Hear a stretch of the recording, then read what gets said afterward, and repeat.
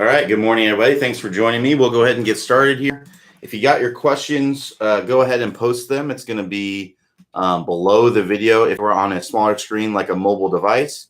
If you're on a larger screen like a laptop, desktop, computer, something like that, it's going to be to the right of the video. So start with questions that were asked up to an hour before. So it looks like here I'll be starting here with Louis V. But first I wanted to go over, he has multiple issues going on with his ball flight and things like that. And I was talking about what he needed to do to fix it. And he asked me he asked me, I can only really think about one thing at a time. So how do I fix these multiple things if I can only think about one thing at a time? And that's a very, very valid question. So first of all, what I think is really, really important to understand is what does it actually take to hit a good golf shot? Because I think a lot of people are really confused about this. Because I'll ask students this and they'll tell me, you have to have your lead arm straight, right? Or you have to have your body opening up, or just a plethora of technical things that are going on with their body. And that's actually not what it takes to hit a good golf shot. I can keep my left arm straight and hit a terrible golf shot, right? I can open up my hips and hit a terrible golf shot with how you hit the golf ball, but those aren't the actual things that create a good golf shot. The things that create a good golf shot are the things that are happening at impact. And there's really four things that you have to do. So number one is you got to hit the ball in the center of the club face. If you hit the ball on the toe or on the heel or really high on the face or very thin, you're not going to be transferring as much energy as what you intend into the golf ball, and it will typically go offline as well. So you're typically not going to hit a good shot on target. So number one, strike location, very, very important. Number two is ground contact. So when you're hitting a ball off of the turf, right, you have, with a good strike. You can maybe get away with it a little bit if the ball is really, really sitting up, like on a perfect lie, like it's up on a tee. But typically, if you hit the ground before the golf ball, it's not going to be a good shot. Next would be the face angle direction. So the direction the club face is pointing at impact. If that club face is very close to your target or very open to your target at impact, it's going to be very, very difficult to get that ball to end up on the target. It's usually going to end up being a big slice, a big hook, or something like that. And then lastly, we talk about swinging in to out or out to in, right? If you're swinging way too much into out or way too much out to in, again, it's going to be very, very difficult. You're going to get a lot of curvature on your shot, and it's going to be very, very difficult to control and be able to hit a good golf shot. So those are the four things: strike location, ground contact, face angle, and club path. If you have those things in order, right, in good shape, you're going to hit a good golf shot, right? It's going to be a solid golf shot. There are some other things that play a smaller role, but those are really the main things. So that's what you have to look at when you're hitting poor golf shots. That's what you have to look at. So this particular student that I was talking about, he was hitting the ground before the golf ball, right? So ground contact wasn't very good. He was hitting the ball off the toe. He was hitting off of the mat, so it was kind of sliding on the mat. So he's hitting the ground before the ball, a few inches before the golf ball. So it was sliding on the mat, and then he was hitting it off the toe. And then also his club path was over the top. So three things there that he needs to correct in order to hit a good golf shot. And it's very, very difficult to think about doing three things at the same time. That's why you want to use this visualization technique that I'm going to show you, because it's really going to help you. It's going to put all of those things into one thought that you have to make happen. So as I've mentioned a lot in office hours, playing great golf is all about adjusting your feel to get the desired result that you want. That's really what it comes down to. So right now, this student was swinging over the top, was hitting the ground before the golf ball, and was hitting the ball off the toe, right? He was trying to hit the ball in the center of the face, right? He was trying to swing from, swing on plane. He was trying to hit ball first contact, but that's not the reality of what was going on. So he needs to adjust his feel to the other thing. So what I want you to imagine is a great visual for changing these things is to imagine a nail going through a golf ball and how you would drive that nail into the ball. So what you want to do is you want to have that nail kind of angled down a little bit so that way you can get ball first contact, right? You want to have that nail angled down just a little bit. You want to have that nail pretty straight, and you want the head of the nail to be right on the back of the golf ball, right? So that's what you want to visualize, like you're coming in and you'd be driving this nail into the back of the golf ball. So that's what he's trying to do. But the reality is that he's hitting the ground before the golf ball. So that would have the nail angled up. He's swinging over the top. So that means his nail is kind of angled to the left. He's right-handed. And he's hitting the ball off the toe. So that means that the nail is actually kind of off to the side a little bit, right? So you need to visualize the opposite to be able to make that happen. So if this is, let's have the original golf ball here. We'll have the original golf ball. If he was swinging over the top and hitting the ground before the golf ball and hitting it off the toe, what he needs to visualize is a nail going through a ball and that golf ball being more ahead of the original golf ball, right? That's going to promote more of a ball first contact. Right now, he's hitting the ground back here. He needs to hit the ground more up there. So, right? So let's imagine the golf ball up there. Let's put the angle of that nail to be pointing out to the right because he's swinging over the top, right? Right now, he's swinging over the top. So he needs to angle that nail out to the right. And we also want to put this nail off to the right a little bit, right? The ball with the nail off to the right a little bit because he's hitting it off of the toe. So that's going to help him get the club head more out there to get the strike more in the center of the face. He's going to need to feel essentially like he's hitting up the ball off the heel. So basically what you would do, what you would visualize is that this is the ball that you're trying to hit right here, the ball that you're actually going to hit. But you need to visualize, and this is one basically swing thought, that you're coming down and driving that nail into the ball that's out there, because that's the opposite of the issues that's going on. Right now, he's swinging over the top, he's hitting the ground before the actual golf ball, and he's hitting the ball off of the toe. So he needs to feel like he's swinging much more from the inside, he's hitting the ground much more in front of the ball, and that is happening on the heel. And that happens by putting that ball more in front, right? Angling that nail out to the right to promote an in to out path.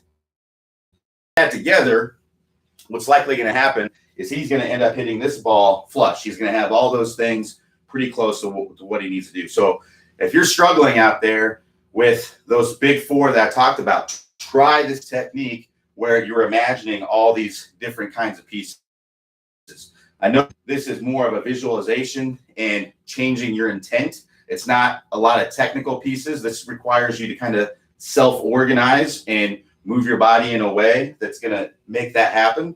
It's not, you're not necessarily going to be thinking about the technical pieces that are going to make that happen. You're thinking about how you need to really hit that nail into the golf ball. So give that a try. That nail drill is a really, really good one. That's a great one. Because you're not going to change your swing on the driving range before you go out and play. You're not going to be able to do that. So that's a great exercise when you're on the driving range before you're going to go out to play, just to kind of calibrate things in, right? Get things to where you're actually hitting some solid shots before you go out there to the first tee. Now, like I said, technique is very, very important for your golf swing. We talked about having the lead arm straight can help you, opening up the hips and things like that can help you. One of the biggest culprits to issues with being able to perform, perform that task of hitting that nail is really the spine angle. If our spine angle is moving way off, right? If we're angled toward the target at the top, you're going to typically swing over the top, right? You're going to be driving that nail to the left.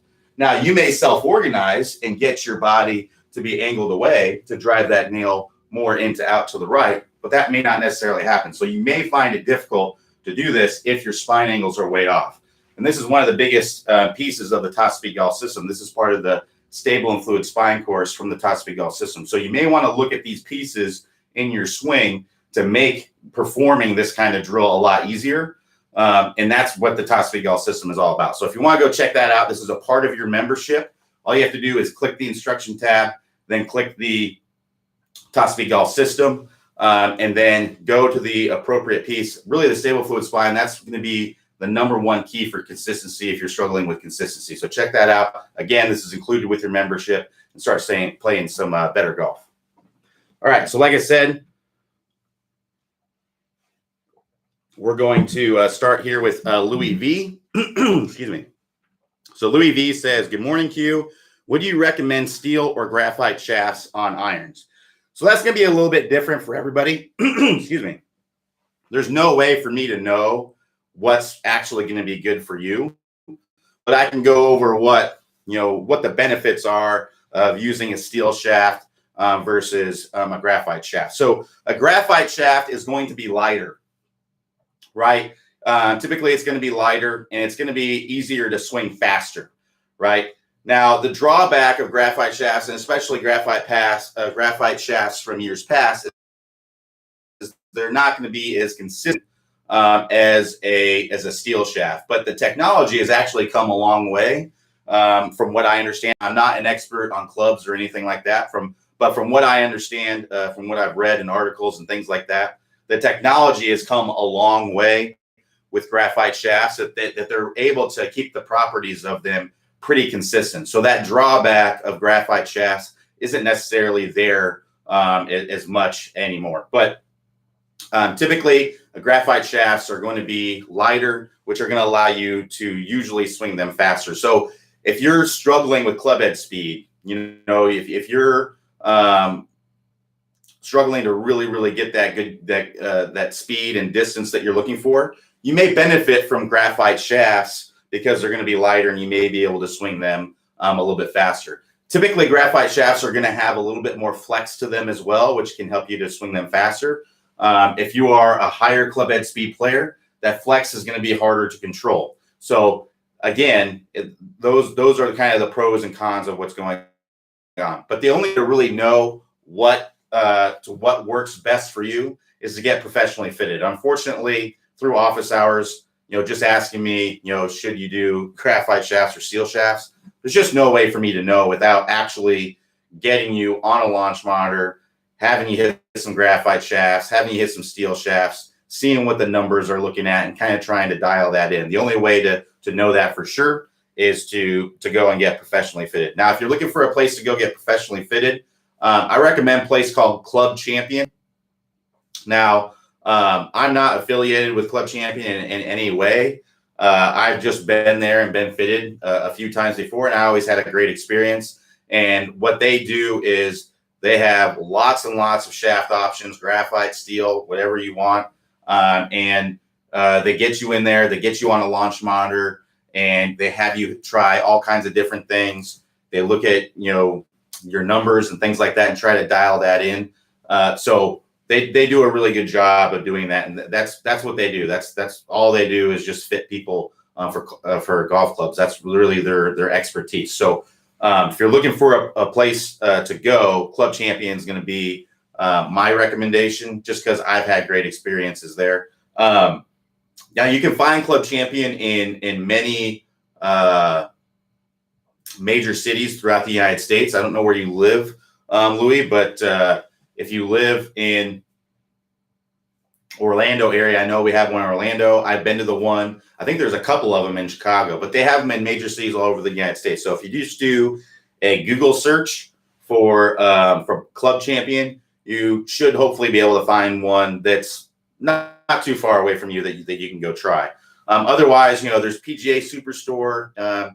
Again, typically going to be found in major cities. There's probably more Club Champions than PGA Superstores, but you may be able to find one. Golf Galaxy would be another place where you could go, where they could get you on a launch monitor and be able to do those things. And just the local places, you might have a local place near you that can do that. But generally, if you want to get the best fitting or know what's best for you, it really comes down to getting you on a launch monitor, seeing the numbers, comparing them to different kinds of clubs and shafts and things like that. That's really how you get them dialed in. So that's what I would recommend, going to a place that would do that.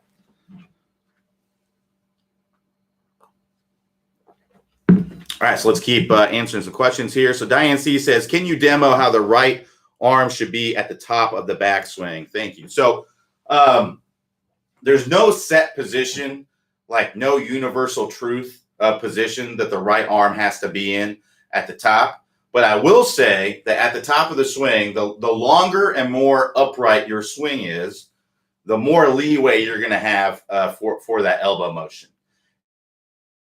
And the reason is because you have a lot more time in the downswing to get the right arm to move it into a good position. So, for example, if I have a very long swing, what I mean by that is my hands kind of go really, really long behind me, and I get my hands very, very high, almost like a Bubba Watson, right? So if you look at Jack Nicklaus's swing, Jack Nicklaus has a pretty long swing, and he has a very upright swing. Well, Jack Nicklaus had his elbow way flying out like this. Well, he can get away with that because he has a lot of time in the downswing to get that elbow to work into a good position. There's just enough time to make that happen. Whereas if you have someone like a John Rahm, for example, John Rahm does not have a really long swing. He has a much shorter swing. He gets a good shoulder turn, but he only gets his hands up to it right there. Excuse me. He has to have his right arm in a better position. He can't have a short swing like this and have his elbow out like that because he just doesn't have any time in the downswing to get that elbow to work in where it needs to be. So really what needs to happen is your right arm needs to work down in the downswing. It needs to work in like this, right? If your right arm stays out, your elbow kind of stays out like this, that's going to promote a very, very steep swing over the top and things like that. And it's going to be very, very difficult to be consistent when you do that. You know, we talked earlier about how there's those things that matter at impact, you know, strike location, ground contact, face angle, and club path, right? Well, if that elbow stays out there in the downswing, that's going to promote an over the top, a club path that's very much to the left. And not to mention, when you swing very much over the top, right? When you swing off plane, it makes it a lot more difficult to hit the ball in the center of the face, which we know is very important because the club is cutting across the golf ball, right? Instead of going straight into the golf ball on plane, it's kind of going diagonally across the golf ball, either too much into out or too much out to in. And that makes it difficult to get that strike to be in the center of the face. A lot of times you're going to struggle with heel and toe strikes when you do that. So it's really about getting the elbow to work into the right position in the start of the downswing, right? So I've mentioned this several times. A good setup sets up a good backswing. A good backswing sets up a good downswing, and a good downswing sets up a good impact. So if you're in your backswing, if you have a kind of a shorter swing and you're flaring that elbow way out, that's not going to set up a good downswing. Typically, that's going to set up an over the top, and that's going to set up a poor impact, right? So if you have a shorter swing, it's very important that you have this elbow in a position that you can easily move it where it needs to go in the downswing to not come over the top, to get this club nice and shot out. Whereas if you have a very, very long swing, I can have my elbow out here. I can be like this, right? I can be up here like this, and in the downswing, I have plenty of time to get that club to get that elbow to work where it needs to be to be in a good position. If you look at Freddie Couples, another guy, really, really long and vertical swing. Well, he's really, really flared out with his elbow way across the line. Well, he gets away with that because he has tons of time and space to be able to move into the right position. A John Rahm doesn't. A John Rahm cannot be like this because he just doesn't have enough time. That's why he's got that club very, very laid off at the top, and he's got that elbow very much pointed in to his body. So that way, right, it's already in a good position. He just has to go down all the way through. So hope that makes sense. But yeah, it really just depends on your swing in general. You got to be able to get your arms to work in the proper way in the downswing. So if you have a longer, more upright swing, you can get away with having your elbow in different positions or having your right arm in different positions. If you have a shorter swing, it really needs to be in that proper position already where the elbow is kind of pointing more in not a lot of bend to the arm. Typically no more than 90 degrees is where you want to be. If you're really, really bent, you're going to typically have trouble casting the club and things like that.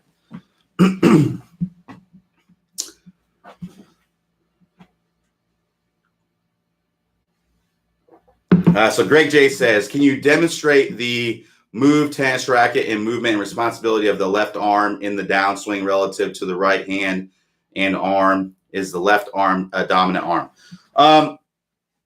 Not necessarily. Now, one thing to keep in mind is that, as we mentioned before, a lot of what golf is adjusting your feel to get the result that you want. So if you have a very right, if you look at your swing and you see that your right arm is really, really dominating things, then you may need to feel like your right arm does nothing and your left arm does everything, right? You may need to feel like your left arm is very, very dominant in the swing. If you have a swing where your right arm is too passive, right? And you're not really getting the club started in the downswing, this would be fairly rare. You don't see it very much. Most people are going to dominate the club with their trail arm. But if that's the case, then you may need to feel like you're throwing the club as hard as you can and dominating with your right arm. You know, Jack Nicklaus said, I believe it was Jack Nicklaus, just to reference him again. Basically, he said, I believe it was him that said he couldn't release it hard enough. Like he felt like he couldn't release it faster. Well, that feeling for most golfers is going to be bad. That feeling for most golfers is going to lead to, if most amateur golfers, if they felt like they were going to release the club as fast and quickly as they possibly can, it would look like this, right? Well, with Jack Nicklaus, that looked like that. It looked like what you wanted it to look like, because that's what it felt like to him. It's relative what is going on there. So what's actually going on and what you may need to feel are two different things. So I want you to keep that in mind as I go through with this explanation. And you need to look on video and see what's going on with your own swing and then adjust it accordingly. Or work with an instructor to help you get the right feeling. So let's talk about the tennis racket drill. So for those of you who aren't familiar with what the tennis racket drill is, it's one of our most popular drills from the move course. And let me explain exactly what the move is, because I do think that there's some confusion with this. So the move is getting the club basically on plane and squared up as soon as possible in the downswing. That's basically what the move is. So most people are starting the downswing by having the club too steep. So the club's above the plane, right? So they're starting the club too steep. And then the face is typically too open as well. So what tends to happen is you're going to need to make compensations later in the golf swing to be able to hit a functional golf shot. So that will typically, with better players that come down steep and with an open face initially, they're doing the opposite of the move, right? Typically what they'll see are people that hit functional golf shots, they'll stand up, and you can see when I stand up and I move my hips forward and I move my upper body away, that's going to make this club shallow out late, right? And then, but the problem is that when I stand up, I have to flip the club to get to the golf ball. Otherwise, I won't reach the golf ball. If I stood up and I have a forward shaft lean, then the club wouldn't get to the golf ball. The other thing is that when you stand up, your hips move forward, which means they will not rotate. So that means you will also typically not be able to get the handle in front and get forward shaft lean. So steep, open face, stand up, and flip is typically there. So what we want to do is we want to shallow the club, which gets the club more behind me, which allows me to stay in my posture and rotate my body through impact, and allows the club to basically be on plane as I do that. And I want to square the face earlier, so that way I don't have to flip it later to square it up. Because what we want to understand is that releasing that club early, flipping the club, is a means to square up the face. That's a means to that's a closing mechanism of the face. So if you have the face open, what a lot of people's natural tendency to do is to throw the club to square it up.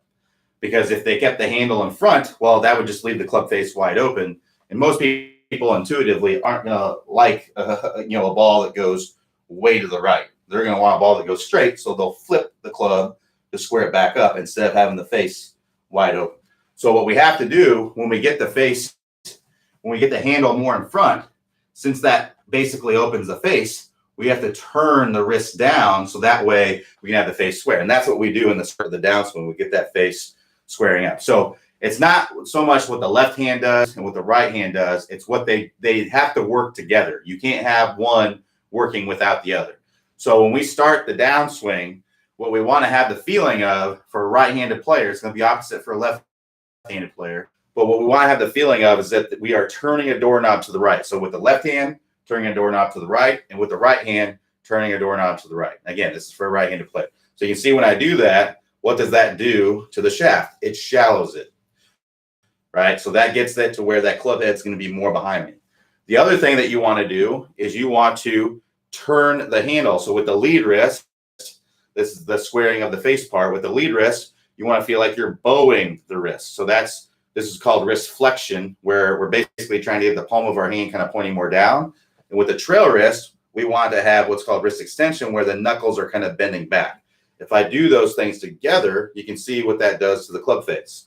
So in the tennis racket drill, what we want to do is we want to go up, and as we're starting down, we want to get the strings pointing up to the sky and pointing back kind of toward the camera here at the same time.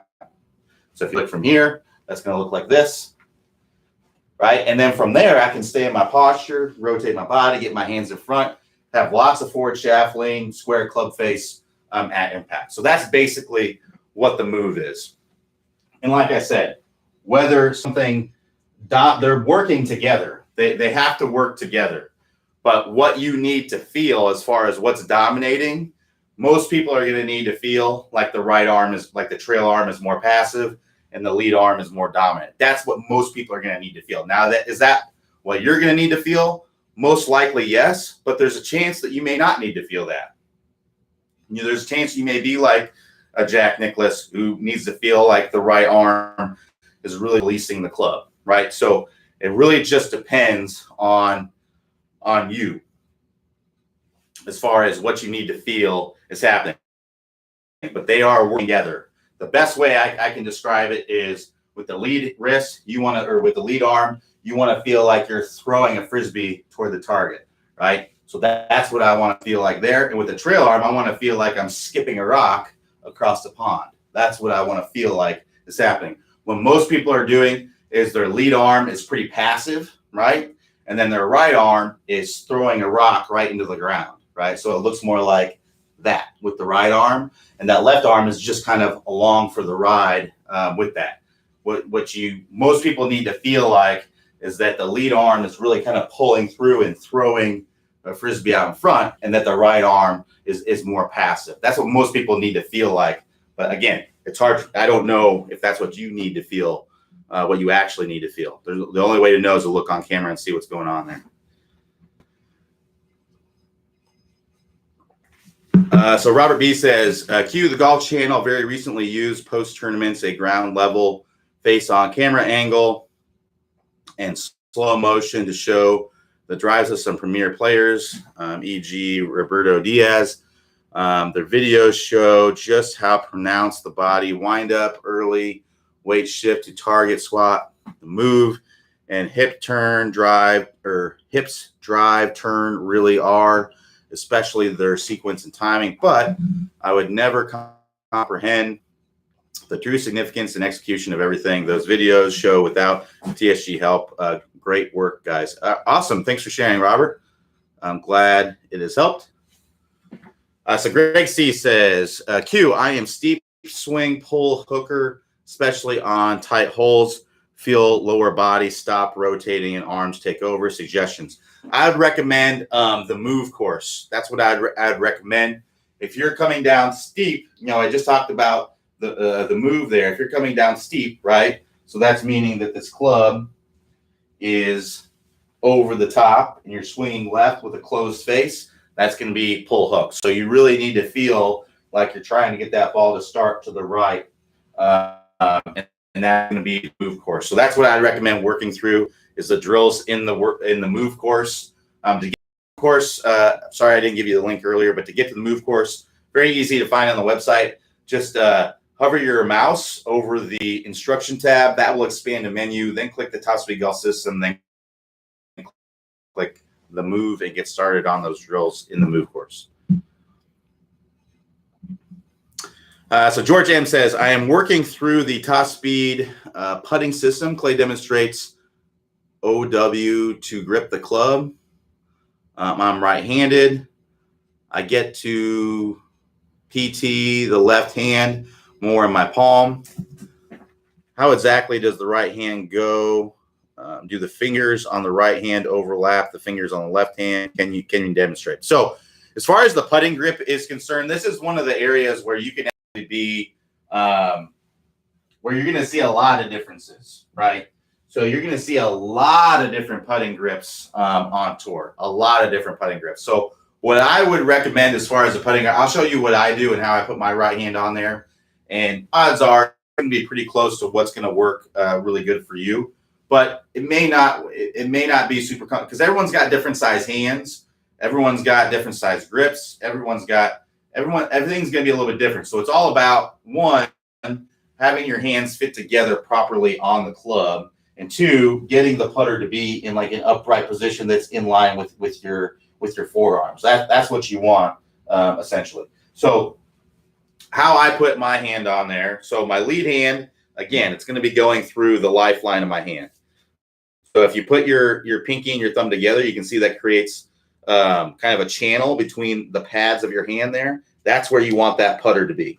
That's going to help you to align that putter with your forearm there, which is what you want. You don't want the putter like this, and you don't want it like that, right? You want it to be in line with your forearm. That's going to make all the forces and everything line up to be pretty consistent. So that's how I put my left hand on there. Now my right hand, what I do is I actually have what I would call kind of a double overlap. So what I do is I lift up my pointer finger of, this is a pretty conventional putting grip, by the way. I lift up my pointer finger of my left hand, and then I do an overlap here with my right hand. So my pinky is going to go between my ring and middle finger, go right on top in between there. Right hand around from there. Now I'm just going to rest my forefinger on the grip just like that, or on my hand just like that. I'm just going to rest it on there. Now some people may put it like that, and some people may put it like that. I put mine kind of more down the shaft. That's what's most comfortable for me. So that's how my right hand goes on there. And to me, it feels like a secure grip. It feels like I have good control with both my right hand and my left hand. But there's lots and lots of ways to do it. You may find that you like it better without. So I find it more comfortable for me to have my hand on the grip like this if I do kind of this double overlap kind of thing. And this is pretty conventional. You're going to see this a lot on tour.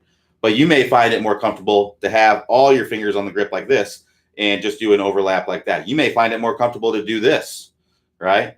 And that's completely fine. There's nothing wrong with that. If that's what works best for you, then that's what works best for you. You may find it better to use like kind of a claw or pencil type grip, right? You may find it better to have your left hand low. So you got to find what works best for you. I tried lots and lots of different putting grips, and I always kind of go back to this one where it's kind of the double overlap, pinky between the ring and middle, right in between there, and then my left hand forefinger going down the shaft like that. So from this angle, it looks like that, right? And then from this angle, it looks like this. And then you can kind of see what it looks like from that angle. So that's a very, very conventional putting grip. The palms are opposing each other, and that's what feels most comfortable and allows me to putt my best. I've tried left hand low. I've tried claw grip. I've tried saw grip.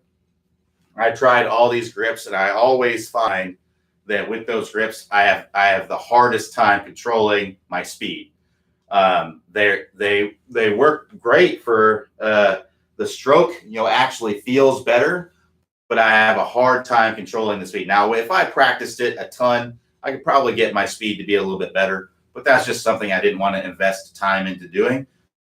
So I always going back to the tried and true that putting grip that I just talked about there, because it gives me, my stroke feels pretty good with it. It gives me the best control over my speed, which is so important for putting.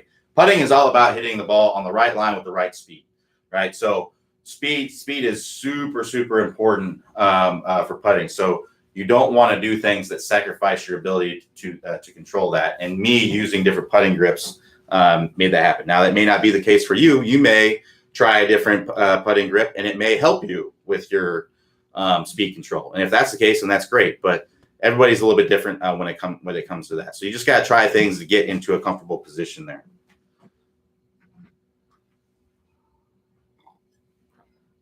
So Stephen S says, what's the best way to generate more speed for increased distance? So really, Stephen, the best thing that you can do is work through our 20-minute distance fix course. So I'm not sure if you're familiar with that, but we have a distance course that is going to help you get more speed and distance. It's exactly what you're looking for. So I can go over some of the things that we do in there, but real quickly, to get to that course, all you have to do is select the instruction tab at the top, then click the 20-minute distance fix and get started on the drills. It's a 3 program. It's 3 days a week for about 20 minutes each day doing some speed training. So it's a really great layout, and most people are gaining anywhere from 12 to 13 miles per hour, which equates to over 30 yards of distance on your best drives. I'm not saying that that's what you're going to get every single time, but on your best drives, that's what it's coming down to, about 30 yards. And you just keep working through the program. Those first 8 to 10 miles per hour are the easiest, so keep that in mind as well. You may gain a lot of speed right away, and then it may be slower as you work through it, but that's completely normal. So some things that we do in the 20-minute distance fix, it really comes down to there's 3 areas. So one is creating more space and time to accelerate the club. So that's with essentially getting a big shoulder turn. So making sure that we're hands up high and more this way to be able to create more space and time to accelerate the club. So we have a catapult drill, which is all about getting a big shoulder turn. We have our skyscraper drill, which is about getting the arms more elevated. So those are things that help you to get more space and time. Next would be sequencing, right? So getting loaded up properly, getting that proper weight shift to the lead side, getting that club to kind of lag behind you and then release out in front. Those are all speed generators that we talk about in the 20-minute distance fix. So we have our sumo step drill, which is going to help you to load up properly and get that good weight shift to the lead side. We have our boomerang drill, which is going to help you to get some lag in the start of the downswing and release that club out in front. We have the whiplash drill. There's just lots of drills in there to help you. The last piece is what's called neural adaptation. And this is a piece that most people probably are not familiar with or haven't really heard about. But basically what it is, it's your ability to adapt, to continue to adapt your nervous system. So when you're going through the 20-minute distance fix, you're going to be swinging with 100% effort. Well, it's going to feel like it's wild and crazy, but you're going to be surprised at how that kind of becomes your new normal. And what felt like wild and out of control and a lot of effort before actually ends up feeling pretty normal. You're adapting to it. So just to kind of tell you my own experience with neural adaptation, I've done the 20-minute distance fix course. I started out at about 110 miles per hour, and I got up to 123 miles per hour. And at the end of the course, I actually tried to swing the club 110 miles per hour. I tried to intentionally swing slow at 110 miles per hour. Now, when I started, that 110 miles per hour felt like an aggressive driver swing for me. But at the end of the course, it felt like the first time that I tried it, I swung 113 miles per hour. I swung over. I tried to swing slow, and I swung over what I did at the beginning of the course. I couldn't swing 113 miles per hour no matter what I did at the beginning of the course. And I tried to swing slow, and I swung 113 miles per hour. That's because of the neural adaptation. That's because my body had gotten used to the speed that I was moving at that time. I actually had to feel like I was swinging the club in slow motion to get it to go 110 miles per hour. It's crazy, once you've gone through the course, to kind of go back and swing what you used to. Now, I challenge you to try that because you're going to see what exactly what that neural adaptation means. So you don't have to know what all these scientific terms are or anything like that. We talk about it a little bit in the course if you want to learn more about it. But if you're looking to get more speed and increase distance, then I highly recommend going through our 20-minute distance fix course. Again, this is a course that is included with your membership. You do not have to pay extra for it or anything like that. It's included with your membership to Top Speed Golf.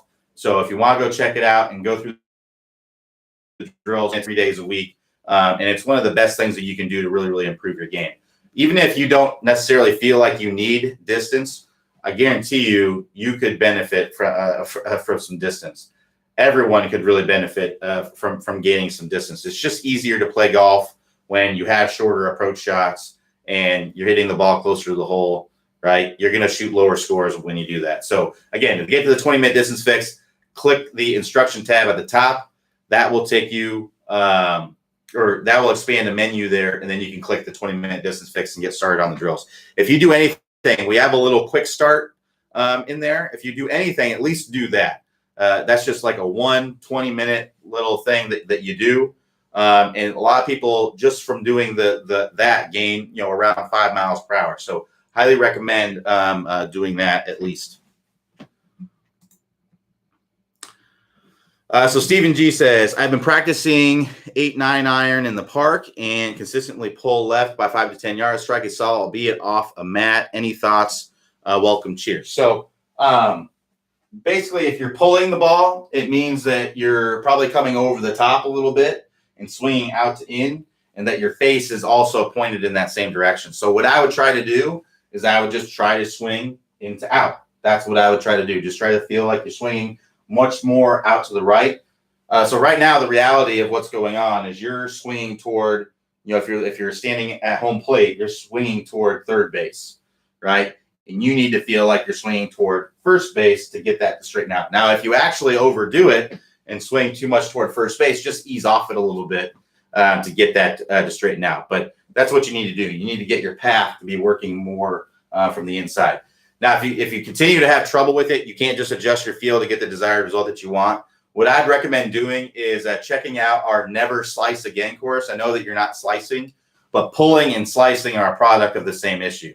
It's a product of the path being too much over the top. The only difference with a slice is that your face is open to the path, right? So basically, with a slice, you're swinging toward third base, but your club face is pointed toward second base. Whereas with a pull, you're swinging toward third base, and your face is also pointed toward third base. So there's drills in the Never Slice Again course to get you to be swinging more from the inside. So go check those out. To get to the Never Slice Again course, if you can't just feel like you're swinging toward first base to straighten it out, then like I said, click the house icon. That'll take you to the homepage. Scroll down the homepage. You'll see a list of all the courses there. There's 20 plus courses there included with your membership. Click the Never Slice Again course and get started on the drills if you can't get it straightened out just by feeling like you're swinging first base. So Dai says, good morning, Q. Take away, we should turn shoulders and elevate arms at the same time. Thank you. Yes, you should be turning your body and elevating your arms at the same time. So imagine this. Imagine my backswing without elevating my arms at all. Like I didn't do any elevation of my arms. If I just turn my hips and turn my shoulders, my backswing would just look like this, right? This is just turning my hips and turning my shoulders.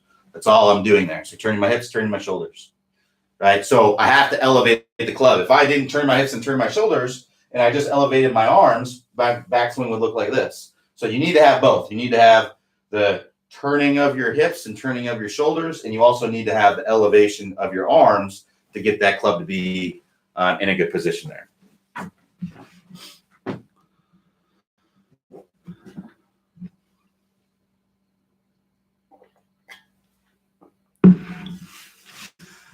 So Dean A says, I started using the move and it works great. Thanks.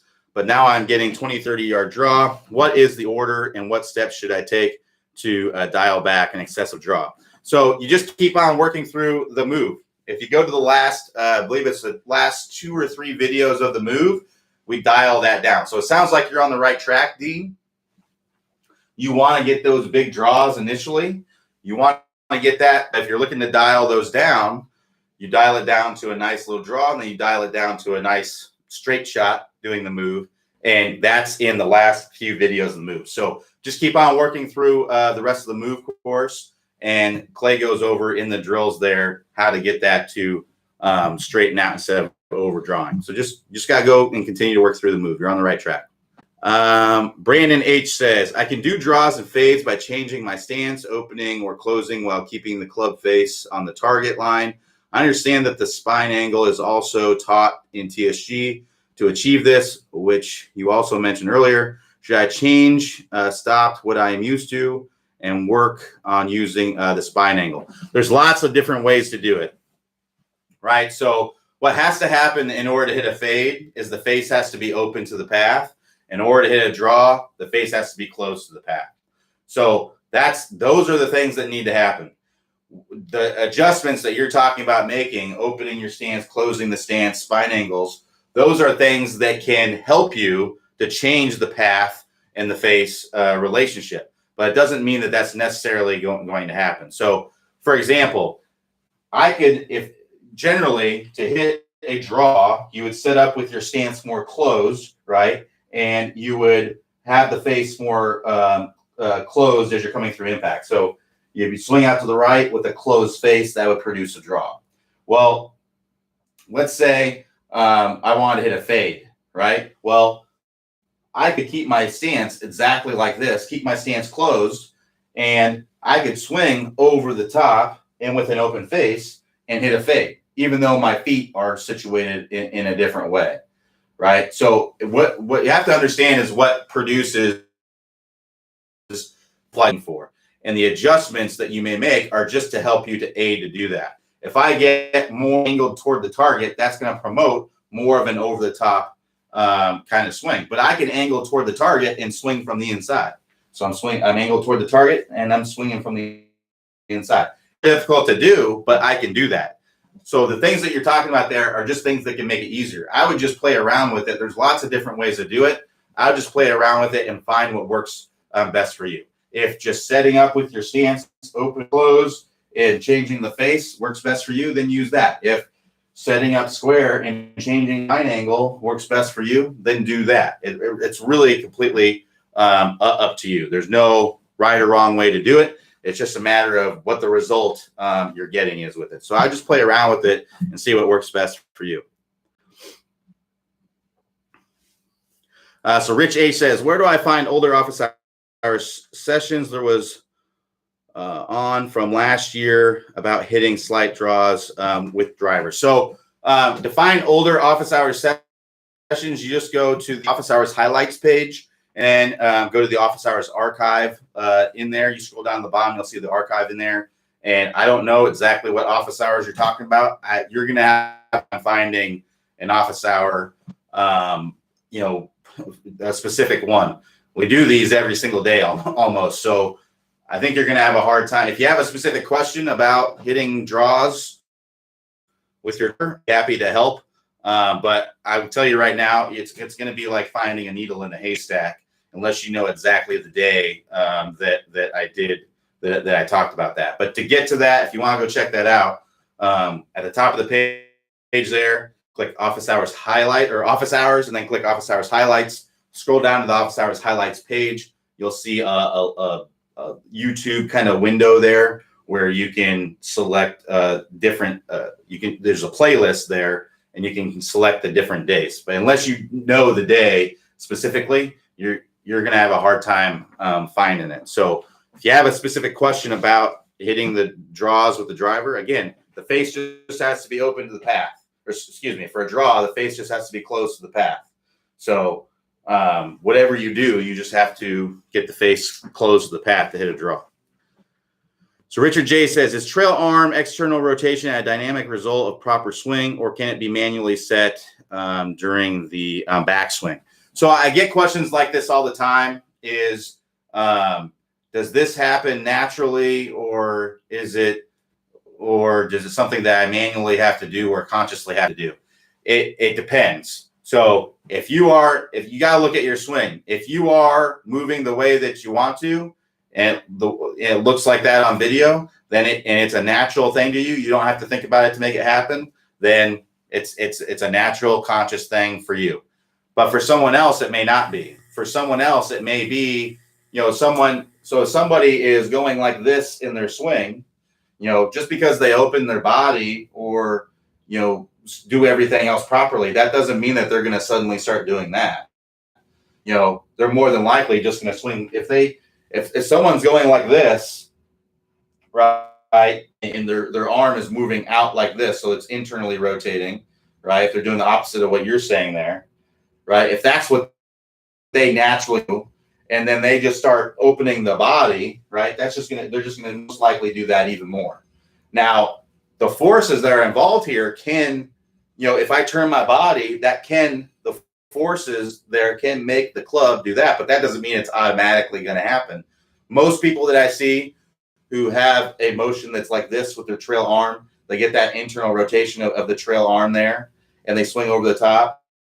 If they just opened up their body, they're just going to swing over the top even more. That's more than likely what's going to happen there. So they're going to need to consciously think, okay, I need my arm to move this way when I open up in order to be in the right position. So that's really what it comes down to. If you want, nothing is necessarily automatic. What you naturally do is automatic. If you're seeing something in your swing that you wish you didn't do, it's not going to happen automatically. You're going to have to manually, consciously think about it. You have to go through the stages of learning. So there's 4 stages of learning.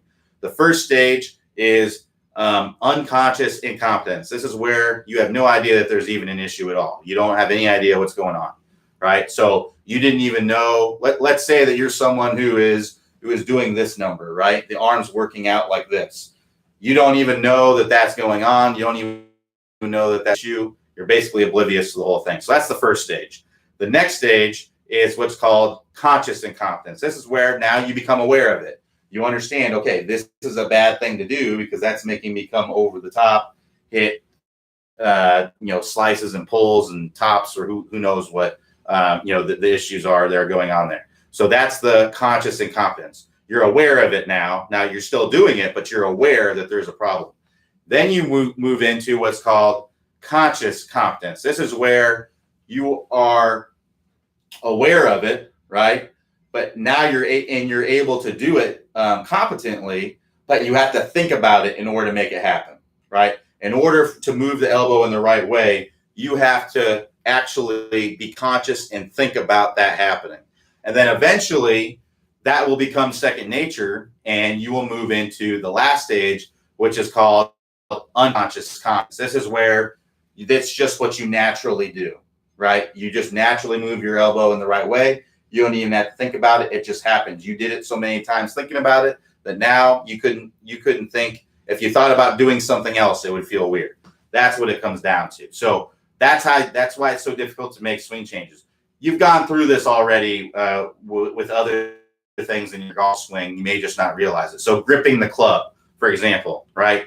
You went through the stages of learning with gripping the club. At one time, when you first started playing golf, you had no idea how to grip the club, right? I will tell you my experience. When I first started playing golf, I played Little League Baseball before I started playing golf. So the first time I grabbed a club, I grabbed it like a baseball bat. I grabbed it just like that.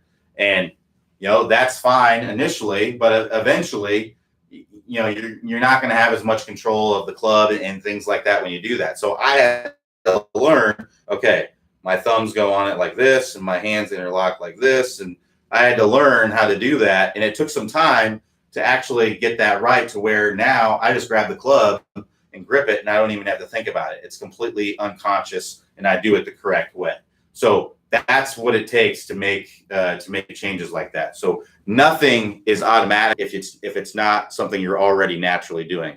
If it's not something you're not already naturally doing, then you're going to need to think about it to make it happen. It's going to need to be a conscious thing. So Dave B says, Q, hey Q, I find that I have the elbow plane in my mind's eye and try to swing on or under it to get great results. Thanks. Your thoughts. Thanks. sounds like you're on the right track. I'm not sure what you're wanting me to. I'd say that sounds good. George M says, is it okay to turn the door to the left with the left hand early on the way up? This presents the move early and allows lots of lag. Yeah, so if you're going up to the top of the swing and you kind of have the doorknob turning to the left, that can help you to get the forces moving to the right. For some people, that's basically what Matt Wolff does, right? So Matt Wolff brings the club out like this, and then when he brings it up coming down, he's got the club in that direction. So yeah, that's fine to do. I just make sure that you're actually doing the move. What you don't want to do is turn the doorknob and then kind of keep it that way in the downswing. You want to make sure that you're actually what you're doing in the transition. That's the most important thing. So what you're talking about there can help you to create more momentum, but that doesn't necessarily mean that you're actually going to use that. You could bring it up here like this and then bring it straight down like that and be over the top and steep and not be doing the move at all. So David L says, it seems I hit behind the ball mostly with my irons. I'm not sure if this is a result of improper weight shift or angle of downswing. It's too steep. Is there a drill that'll help me to improve this problem? David, yes, I would recommend going to the clicking the house icon. We have a whole course to help you to stop chunking the ball.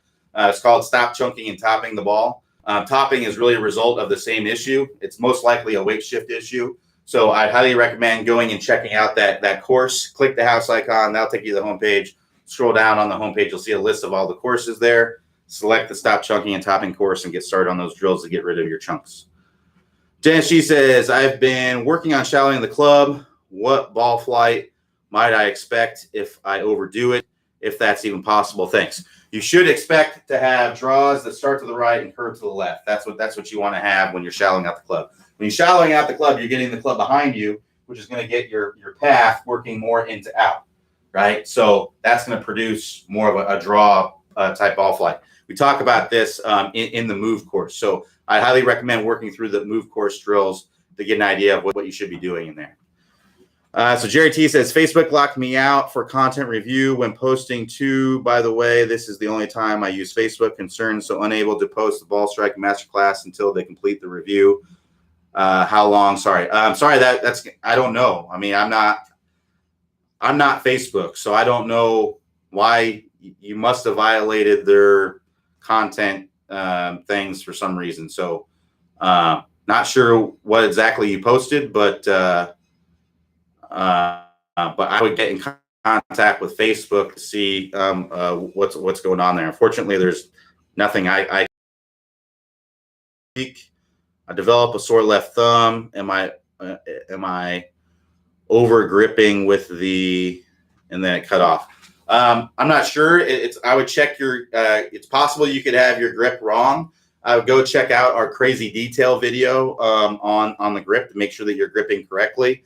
But if you're playing a lot and practicing a lot, it could just be wear and tear as well, which is normal. You know, if I play and practice a lot, my wrists get kind of sore and things like that. So it could be completely normal from a lot of, working on things, and it could be that the grip is a little bit off. So if you want to check out our crazy detailed grip video, go to the or just click the search box at the top of the screen there, the top right of the screen. There's a little search box there. Click that, and then type in crazy detail grip. And there's a great video where Clay goes into crazy detail exactly how the hands and everything should go on the grip, so you can make sure that your grip is correct. And that may help, but like I said, it may also just be playing a lot, practicing a lot, and things like that. Excessive wear and tear. If I were to stand here and wave at you for an hour, my wrist would probably get pretty sore from doing that over and over. It doesn't mean that I'm waving wrong. It just means that I'm excessively moving something a lot, and that can cause some soreness. So like I said, to find that crazy detailed grip video, upper right-hand corner, the little search box there, search crazy detailed grip, 3 words, and you'll find that video that I'm talking about. If you're on a mobile device, you can use the search engine as well. You just got to click the icon in the upper right-hand corner. That will expand a menu. Scroll down to the bottom of that menu. You'll find the search box there, and you can search for the video. So thanks everybody for joining me. We'll be back here Monday, 5 p.m. Eastern time. Everybody have a great weekend, and I will talk to you all next time.